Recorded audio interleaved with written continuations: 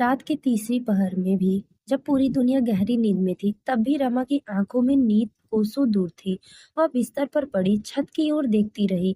ऐसा नहीं था कि उसके जीवन में कोई बड़ी समस्या थी या कोई ऐसा दुख था जिससे वह उभर नहीं सकती थी, लेकिन उसके दिल के भीतर एक अजीब सी बेचैनी पल रही थी, एक जलन जो धीरे धीरे उसके अस्तित्व को निगल रही थी। रमा हमेशा से एक शांत और साधारण लड़की थी।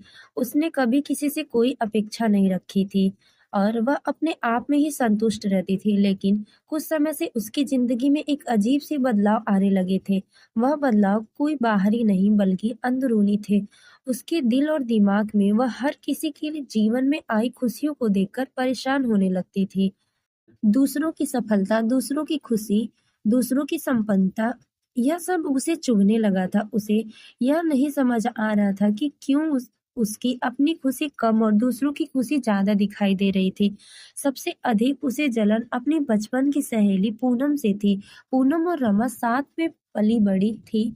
दोनों की दोस्ती में कभी कोई दरार नहीं आई थी, लेकिन जब से पूनम की शादी एक अमीर परिवार में हो गई थी, वह बड़ी-बड़ी पार्टियां में जाने लगी। रमा के दिल में जलन ने घर कर लिया था। पूनम का जीवन उससे एक सपने जैसा लगता था, सपना जो उसके लिए नहीं था। हर बार जब वो पूनम की इंस्टाग्राम पर चमकाती तस्वीरें देखती, तो उसके दिल में जैसे एक तेज धारा सी फटने लगता। एक दिन रमा और पूनम एक कॉफी शॉप में मिली। पूनम ने खुशी-खुशी बताया कि वह और उसका पति जल्द ही विदेश यात्रा पर जा रहे हैं। रमा ने उसे मुस्कुराते हुए सुना, लेकिन अंदर ही अंदर वह खुद को रोक नहीं पाई। उसे लगा कि वह कहीं पूनम से पीछे छूट रही है और उसका दिल जलने लगा और वह जलन इतनी गहरी थी कि वह उसे खुद भी नहीं समझ पा रही थी। वह एक अच्छी दोस्त होने का दिखावा कर रही थी, लेकिन भीतर से उसे लगता था कि पूनम की हर खुशियाँ उसकी अपनी नाकामियों का आईना है। रात के अंधेरे में रमा सोचती रही, क्यों मेरी जिंदगी ऐसी नहीं है? क्यों मैं पीछे रह गई? क्या मैं पूनम की तरह खुश नहीं हो सकती? जलन एक अजीब तरह की भावना होती है। यह धीरे-धीरे बढ़ती है और जब तक हमें इसका एहसास होता है, तब तक यह हमें अंदर से खोखला कर चुकी होती है। यही रमा के साथ हो रहा था। वह अपनी खुद की खुशियों को भूलकर दूसरे की खुशियों से खुद को पाने लगती थी। उसकी जिंदगी अब उसकी नहीं रही। वह पूनम और बाकी लोगों की खुशियों की परछाई में जीने लगी थी। जलन ने उसे इतना अंधा कर दिया था कि उसने दुःख को ही छोटा महसूस करना शुरू कर दिया था। उसे लगने लगा था कि वह किसी से कमतर है। उसकी आत्मसम्मान धीरे-धीरे टूटने लगी थी। रमा को यह महसूस नहीं हो रहा था कि उसकी जलन उसकी सबसे बड़ी दुश्मन बन चुकी थी। वह अपने आप से सवाल पूछती, क्या मैं सच में इतनी नाकाम हूँ? क्या मेरी जिंदगी कोई कीमत नहीं है? धीरे-धीरे ये सवाल उसके मन में गहराई से बैठ गए। वह अपने चारों ओर बस दूसरों की खुशियों को देखने लगी और अपने आप को उसमें से अलग महसूस करने लगी। उसने अपने परिवार, अपने दोस्तों और यहाँ तक कि दुःख से भी दूरी बना ली थी और हर बार जब वह किसी की खुशियों के बारे में सुनती, तो वह उसका दिल और भी टूट जाता था। रमा के अंदर जलन की आग इतनी भड़क चुकी थी कि अब उसे किसी सोचने समझने की क्षमता को भी जकड़ लिया था। वह दिन-रात बस यही सोचती रहती, क्यों वह दूसरों की तरह खुश नहीं हो पा सकती? क्यों उसकी ज़िंदगी में वह सब नहीं है जो दूसरों के पास है? एक दिन जब वह पूरी तरह से निराश हो चुकी थी, उसने फैसला किया कि वह अब और नहीं सहन कर सकती है।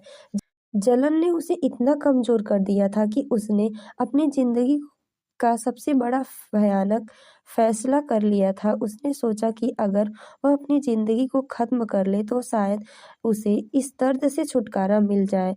वह इस जलन से थक चुकी थी। रात का समय था और रमा ने एक चिट्ठी लिखी। चिट्ठी में उसने लिखा, मैं अब और इस जलन के साथ नहीं जी सकती। यह जलन मुझे खा रही है। मैंने कोशिश की, लेकिन मैं हार गई। मैं चाहती थी कि मेरी भी ज़िंदगी दूसरों की तरह हो, लेकिन शायद मैं इसके लायक नहीं थी। अब मैं शांति चाहती हूँ। यह चिट्ठी लिखने के बाद रमा ने अपने कमरे का दरवाज़ा बंद किया और वह उस दर्द से हमेशा के लिए छुटकारा पाने की कोशिश करने लगी, जो जलन उसे दिल में पैदा किया था। लेकिन उसने यह नहीं सोचा था कि यह जलन उसकी नहीं बल्कि उसके अपने नज़रिए की वजह से थी। उसने खुद ही अपनी ज़िंदगी को दूसरे की खुशियों में मापना शुरू कर दिया था और इस प्रक्रिया ने उसे अपनी खुशियों को नज़रअंदाज कर दिया था। सुबह जब रमा के परिवार ने उसे कमरे में बेहोश पाया, तो वह उसे तुरंत अस्पताल लेके गए। डॉक्टर ने बताया कि वह समय पर बच गई, लेकिन उसके दिल और दिमाग में जो जख्म थे, उसे भरने में समय लगेगा।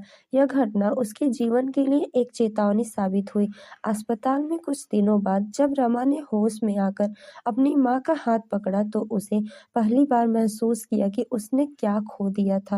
उसने जलन ने उसे अंधा कर दिया था और उसने अपनी जिंदगी को बर्बाद करने की कोशिश की थी, लेकिन अब उसे समझ आ गया था कि उसकी असली लड़ाई दूसरों से नहीं बल्कि खुद से थी।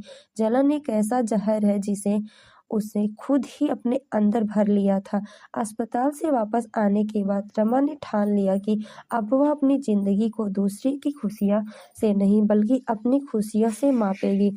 उसने अपने दिल और दिमाग को साफ करने का फैसला किया और अपने जीवन में नई उम्मीदों के साथ आगे बढ़ने का ठानी। इस कहानी से हमें यह सीख मिलती है कि जलन एक ऐसी भावना है जो अंदर से खत्म कर देती है।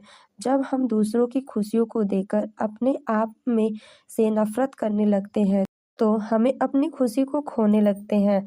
हमें अपनी जिंदगी में जो भी है उसके लिए आभारी होना चाहिए और दूसरों की खुशियां देखकर जलन नहीं बल्कि प्रेरणा लेनी चाहिए।